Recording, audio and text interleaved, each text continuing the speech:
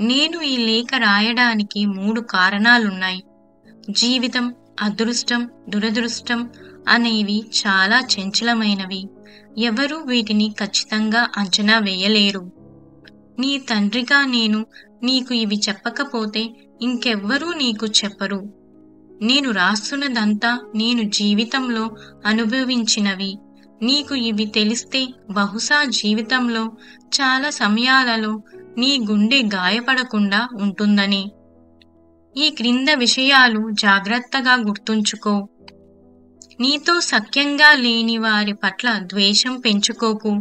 నేను, మీ అమ్మ తప్ప నీకు తప్పనిసరిగా మంచి చెయ్యాలన్న బాధ్యత ఎవరికీ లేదని బాగా గుర్తెరిగి మసలుకో. నీతో మంచిగా ఉన్నవారి పట్ల కృతజ్ఞుడివై ఉండు. అలాగే జాగ్రత్తగా గమనించు కూడా. ఎందుకంటే ప్రతి పనికి ఒక ఉద్దేశం ఉంటుంది.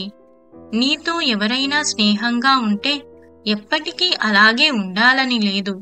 జాగ్రత్త. గుడ్డిగా వారిని ఆత్మీయులుగా నమ్మి మనసు గాయపరుచుకునేవు సుమా. ఏ ఒక్కరూ తప్పనిసరి కాదు. తప్పక కలిగి ఉండి తీరవలసినది ఏదీ లేదని మరిచిపోకు.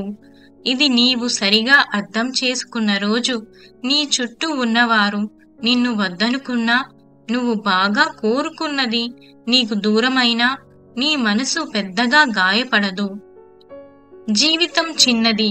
ఒక రోజు వ్యర్థమైనా చక్కగా అనుభవించాల్సిన, మళ్ళీ తిరిగి రాని ఒక రోజుని కోల్పోయావన్న విషయం గుర్తించు. ప్రేమ అనేది ఓ నిలకడలేని చంచలమైన ఒక భావన. కాలాన్ని, మూడ్ని బట్టి వెలసిపోయే ఒక ఎమోషన్. నువ్వు బాగా ప్రేమించాననుకున్న వారు దూరమైనప్పుడు కుంగిపోకు. ఓపిక పట్టు. కాలం నీ గాయాలను, బాధలను అన్నిటినీ కడిగేస్తుంది. కావాలంటే నీ చుట్టూ ఉన్నవారి జీవితాల్ని గమనించు. ప్రేమ సౌందర్యాన్ని, అలాగే ప్రేమ విఫలమవడాన్ని అతిగా ఊహించుకోకు. ఏమంత పెద్ద విషయాలు కావని కాలం గడిచే కొద్దీ తెలుసుకుంటావని తెలుసుకో. చాలా మంది పెద్దగా చదువుకోకుండానే జీవితంలో బాగా పెద్ద స్థాయికి వెళ్ళుండొచ్చు. కానీ దానర్థం నువ్వు కష్టపడి చదవకుండానే గొప్పవాడైపోతావని కాదు. నువ్వు సంపాదించే జ్ఞానమంతా నీ ఆయుధాలని గ్రహించు. దివాలా తీసిన స్థితి నుండి తిరిగి ఉన్నతమైన స్థానం చేరటం సాధ్యమే. కానీ దివాలా తీసినప్పటి పరిస్థితి దారుణంగా ఉంటుందని మరచిపోకు. నేను వృద్ధాప్యంలో ఆర్థికంగా నీ మీద ఆధారపడను. అలాగే జీవితాంతం ఆర్థికంగా నీకు ఆసరా ఇవ్వలేను. నువ్వు పెద్దవాడవుతూనే నా బాధ్యత తీరిపోతుంది. తర్వాత బస్సులో తిరుగుతావా, నీ సొంత లగ్జరీ కారులోనా, రిచ్ గానా, మామూలు జీవితమా అన్నది నీవే నిర్ణయించుకో. నీవు నీ మాట నిలబెట్టుకో.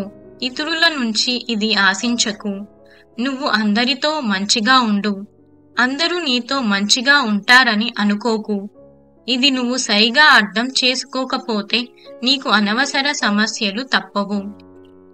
లెక్కలేనన్ని లాటరీ టికెట్లు చాలా కాలం కొన్నా.